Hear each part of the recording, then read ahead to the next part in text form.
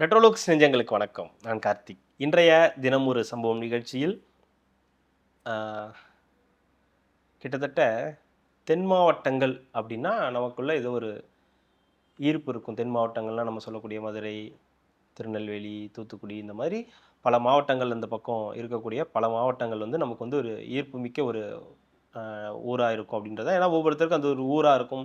அவங்கவங்களுடைய சொந்த ஊரா இருக்கும் அப்படின்னு நினைக்கும்போது இப்போ சமீப நாட்கள்ல ஒரு இந்த ஆட்சியிலேருந்து கடந்த ஆட்சியும் சரி, இந்த ஆட்சியும் சரி, இந்த ஆட்சியில இருக்கக்கூடாதுன்னு எல்லாரும் விருப்பப்பட்ட ஒரு விஷயம், தென் மாவட்டங்கள்ல இருக்கக்கூடிய அந்த சம்பவங்கள், நடக்கக்கூடிய சம்பவங்கள், லா அண்ட் ஆர்டர் இஷ்யூ இது எதுவும் அங்க இருக்கக்கூடாது. அந்த மாரி அதிகமா இருக்கக்கூடாது அப்படின்னு. ஆனா, தொடர்ந்து அங்க நடக்கக்கூடிய சாதிய ரீதியிலான பிரச்சனையா இருக்கட்டும், கொலைகளா இருக்கட்டும், எல்லாமே வந்து ரொம்ப பதைபதைப்பை ஏற்படுத்தக்கூடிய ஒரு அ பிரச்சனைகளா வந்து மாறியிருக்கு. குறிப்பா வந்து பார்த்தீங்கன்னா திருநெல்வேலி, தூத்துக்குடி, தென்காசி இந்த 3 இடங்கள்லயும் நடக்கக்கூடிய இந்த சாதிய ரீதியிலான பிரச்சனைகள்.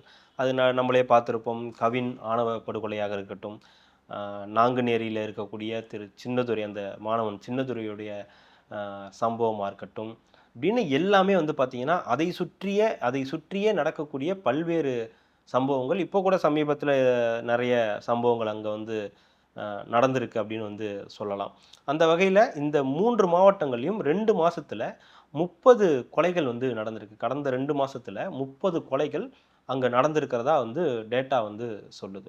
ஏன் அங்க இப்படி ஒரு சம்பவம்? இப்ப சென்னை மாதிரியான நகரங்கள்ல வேற ஒரு பிரச்சனைகள் இருக்கு. கொலை எல்லாமே இங்கேயும் கொலை, கொள்ளை, பாலியல் ரீதியான துன்புறுத்தல்கள்லாம் இருந்தாலுமே, இது வந்து காமனான ஒரு விஷயமா இங்க நடக்குது. இது ஒரு சாதி ரீதியிலான பிரச்சனை. இங்க ஆம்ஸ்ட்ராங் அவர்களின் கொலை இருக்கலாம். ஆனால் அது இன்னும் ஒரு ப்ராசஸ்ல இருக்கு. சிபிஐ கூட அது வந்து இது பண்ணியிருக்காங்க. ஆனா, தென் மாவட்டங்கள்ல நடக்கக்கூடியது, நம்ம வந்து இன்னும் பிற்போக்கா இருக்கோமோ! அப்டின்ற மாதிரியான இன்னும் சாதிய வந்து தூக்கி பிடிச்சிட்டு இருக்கக்கூடிய, இன்னும் வந்து ஆ ஆதிக்க சாதி அப்டின்ற ஒரு எண்ணம் தொடர்ந்து தென் மாவட்டங்கள்ல இருக்கோன்ற கேள்விய இது ஏற்படுத்தியிருக்கு. இந்த வந்த ஆட்சியாளர்கள் அங்க வந்து எதுவும் நடக்காதுன்ற மாரியான உறுதிகள வந்து குடுத்திருந்தாங்க. அங்க இருக்கக்கூடிய ஒரு நபர் தான் நம்மளுடைய சபாநாயகர். அந்த மாவட்டத்தை சேர்ந்தவர் தான். ஆனா அவர்ட்ட போய் கேட்டீங்கன்னா, "அந்த மாரிலாம் எதுவுமே நடக்கவே இல்லையே! இல்லையே ஏதாவது ஒண்ணு சொல்லுங்க" அப்டின்னுவாரு. "ஒண்ணும் இல்ல, ஓராயிரம் சொல்லலாம்." அந்த அளவுக்கு வந்து அங்க நடந்திருக்கக்கூடிய சம்பவங்கள் எல்லாமே வந்து மிரட்டுறது மிரட்டலா இருக்கு எல்லாமே. எல்லாமே ஆதிக்க சாதிக்கு இதுவாகவும், ஆணவ கொலைகளை ஊக்கப்படுத்துற மாரியும் பல்வேறு சம்பவங்கள் நடந்திருக்கு. அது வந்து இந்த வரதட்சணை கொடுமை அந்த மாரி ஒரு இப்ப சமீபத்தில நீங்க கடந்த வருஷத்தில நடந்துச்சு. இந்த ஒரு பொண்ணு பேர் ஞாபகம் இல்ல எனக்கு. அந்த பொண்ணுக்கு நடந்த ஒரு சம்பவம் வரதட்சணை கொடுமையால வந்து பாதிக்கப்பட்டது. அப்புறம் மேலாதிக்கம் செலுத்தக்கூடிய நபர்கள் நெறைய பேர் வந்து அவங்களுடைய ஆதிக்கத்த செலுத்துற மாரி நடந்த சம்பவங்களா இருக்கட்டும். சமீபத்தில சாலையில ரோட்ல உட்காந்து டீ குடிச்சிட்டு இருந்தவங்க வெட்டப்பட்டது. அவங்க யாருன்னு பார்த்தா, அதே நாங்குநேரி சின்னதுரையோட சம்பவத்தில ஈடுபட்ட 2 பேரு அந்த 9 பேர்ல 2 பேர் அந்த பசங்க. அந்த கல்யாணி, சுபாஷ்ன்ற 2 பேர் வந்து அ ஈடுபட்ட 2 பேரு. இதுதான் சொல்றேன். இந்த லா அண்ட் ஆர்டர் இஷ்யூ அப்படின்றது பெரிய பிரச்சனையா இங்க வந்து போயிட்டுருக்கு. நம்மளுடைய அ வ ஆட்கள் இல்ல. ஒரு டிஜிபி ஒருத்தர் இல்ல. அதற்கு சரியான நபர் பொறுப்பான ஒரு முதலமைச்சர் இல்லாமல் ஒரு தமிழ்நாடு எப்படி இயங்காதோ, அது சரியா இருக்காதோ, அது நடைமுறைக்கு ஒத்து வராதோ, அதுபோல தான் காவல்துறைக்கு டிஜிபின்னு ஒருத்தர் இல்லாம அப்படி இருந்தா, அது என்னலாம் இருக்குமோ, அதுதான் இத வந்து உணர்த்துது. ஏன்னா, டிஜிபின்னு ஒருத்தர் இருந்தா, அதற்கு வந்து பதிலளிக்க வேண்டியிருக்கும். அந்த பதிலளிக்க வேண்டியிருக்கும்போது, அதற்காக அங்க நடவடிக்கைகள் எடுப்பாங்க. என்ன நடந்துட்டு இருக்குன்ற ரிப்போர்ட்ஸ குடுப்பாங்க. அதாவது டிஜிபி இருந்துட்டா எதுவுமே நடக்காதுன்னு சொல்லல. அட்லீஸ்ட் அந்த பயம் இருக்கும். அப்போ சட்டம் ஒழுங்கு மேல யாருக்கும் எந்த பயமும் இல்ல. அதுவும் அந்த ரவுடிகள், இந்த மாரி இருக்கக்கூடியவர்கள், இந்த மாரி கொலை, கொள்ளை செய்யக்கூடிய பண்ணக்கூடியவங்களுக்கெல்லாம் எந்த பயமுமே இல்லையோன்ற கேள்வி வந்து இயல்பா வந்து வந்துருது. அதுவும் நம்ம விரும்பக்கூடிய தென் மாவட்டங்கள்ல இந்த மாரியான சம்பவங்கள் அப்படின்றது ஏதோ படத்துல காட்டுற மாரி, மதுரைனாலே இப்படிதான், திருநெல்வேலினாலே இப்படிதான், தூத்துக்குடினாலே இப்படிதான் அப்படின்ற மாரி வந்து பயமுறுத்துற மாதிரியான ஒரு நகரமா வந்து மாறிடுச்சோன்ற அச்சமும் நமக்குள்ள வந்து இயல்பா இருக்கு. ஸோ, அப்ப இதுக்கெல்லாம் என்ன காரணம் அப்படின்னா, டிஜிபின்னு ஒருத்தர் இல்லாதது. ஸோ, அந்த டிஜிபின்னு ஒருத்தர் இருந்தா, அவரு முதலமைச்சருக்கு ரிப்போர்ட் பண்ண வேண்டியிருக்கும். ஏன்னா, அவரு தான் வந்து காவல்துறை அமைச்சர் அப்படின்னும்போது, காவல்துறை அவங்களுக்கு பதில் சொல்ல வேண்டியிருக்கும். அப்போ பொறுப்பு டிஜிபின்னா, அந்த பொறுப்பு டிஜிபிக்கு அந்த அளவுக்கான ரெஸ்பான்ஸ் வந்து இப்போ குடுக்கறதில்ல அப்படின்னு நம்ம வந்து எடுத்துக்கலாமா? அப்படின்ற கேள்வி ஒரு பக்கம் எல்லார்ட்டயுமே வந்து இயல்பா இருக்கு. ஏன் வந்து ஒரு டிஜிபிய நியமிக்க முடியல? ஏன் ஒரு பொறுப்பு டிஜிபிய நியமிக்கிறீங்க? அவருக்கு முன்னாடி இருக்கக்கூடிய ரேங்கிங்ல ஃபார் பெட்டரா இருக்கக்கூடிய நபர்கள ஏன் நியமிக்க முடியல? ஏன் ஒரு பெண் டிஜிபி அங்க வர வேண்டிய இடத்துக்கு அவங்க சரியா வந்து ரேங்கிங்ல ஆகல? அப்படின்னு ஏகப்பட்ட கேள்விகள். அதுவும் தென் மாவட்டங்கள்ல நடக்கக்கூடிய பிரச்சனைகள் எல்லாமே வந்து பார்த்தீங்கன்னா, நம்ம மாநிலத்துக்கு மற்ற மாநிலங்களோட ஒப்பிடும்போது தமிழ்நாட்டுக்கு ஒரு பெரிய அவமானகரமா வந்து மாறிடும். அந்த ஊருனாலே அப்படிதான். அந்த தூத்துக்குடினாலே அப்படிதான். அந்த திருநெல்வேலினாலே அப்படிதான். அதோ வாயிலேயே வெட்டிடுவாங்க. தூத்துக்குடினா இப்படிதான் பண்ணிடுவாங்க. மதுரைனா இப்படிதான் இப்ப எப்படி சென்னைக்கு வந்து ஒரு காலகட்டத்தில வந்து சென்னைனாலே ரொம்ப மோசமான ஊரு. சென்னை ரொம்ப கேவலமான ஊரு. சென்னையில வந்து ரவுடிங்க தான் இருப்பாங்க. கொலைகாரங்க தான் இருப்பாங்க.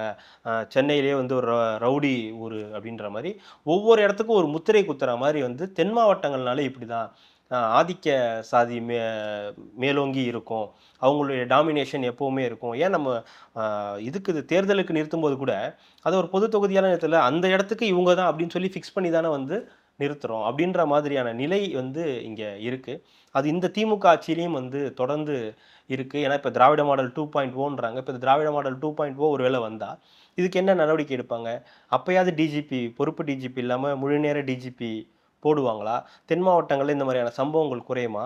ஏன்னா, உங்க கட்சியிலேயே நீங்க வந்து ஏகப்பட்ட ஜாதி அ கட்சிகள வந்து வச்சிருக்கீங்க. கொங்கு மக்கள் தேசிய கழகம், அப்புறம் கருணாஸ் அவர்கள் வச்சிருக்கக்கூடிய புலிப்படை அப்படின்றது ஒரு முழு பேர் தெரியல. அது ஒரு புலிப்படைன்னு வரும்.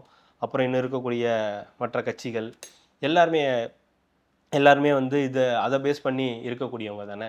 அப்புறம் எப்படி இந்த மாதிரி ஆதிக்க சாதி மனநிலை இல்லாம இருக்கும். அப்புறம் ராஜ் கவுண்டர்ன்னு ஒருத்தர வந்து உதயநிதி ஸ்டாலின் அவர்கள் துணை முதலமைச்சரே வந்து 18 முறை வந்து ராஜ் கவுண்டர், கவுண்டர், கவுண்டர், கவுண்டர்ன்னு சொல்றாரு.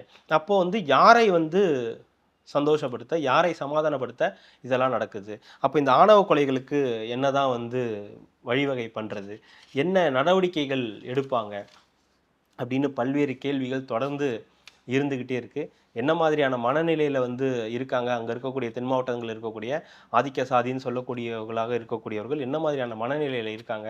அங்க இருக்கக்கூடிய எளிய மக்களும் மக்கள் தானுன்றத இன்னும் எத்தன வருஷத்துக்கு எடுத்து சொல்லிக்கிட்டே இருக்கணும்? அங்க இருக்கக்கூடிய கடைக்கோடியில இருக்கக்கூடிய சாதாரண நபர்களும், நாங்குநேரி சின்னதுரைகளும் சாதாரண நபர்கள் தானே!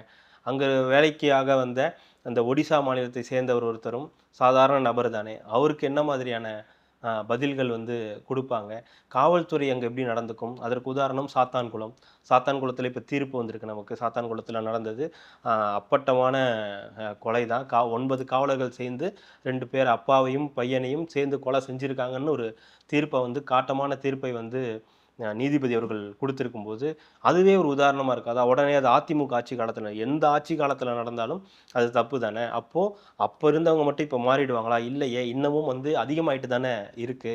இந்த 2 மாசத்துல மட்டும் 30 கொலைகள் தென் மாவட்டங்கள்ல நடந்திருக்கு அப்டின்னும்போது, இதுல இன்னும் நமக்கு தெரியாத பல ஆணவ கொலைகள், பல பிரச்சனைகள், பல்வேறு அந்த ஊர் சம்பந்தமான பல பிரச்சனைகள் வந்து அங்க இருக்கு அப்டின்றது தான் இதுக்கு நம்ம உணர்த்துது. ஸோ வருங்காலங்கள்ல எந்த ஆட்சி அமைஞ்சாலும் இந்த தென் மாவட்டங்கள்ல குறிப்பா தென் மாவட்டங்கள்ல இருக்கக்கூடிய இந்த ஆதிக்க சாதியின் மனநிலையை கட்டுப்படுத்தணும். எல்லாரும் சமம் அப்டின்றத அவங்களும் உணரணும். அதுக்கு எந்த வழிவகை செய்றாங்கன்றத தொடர்ந்து பேசலாம். மிக்க மகிழ்ச்சி. நன்றி.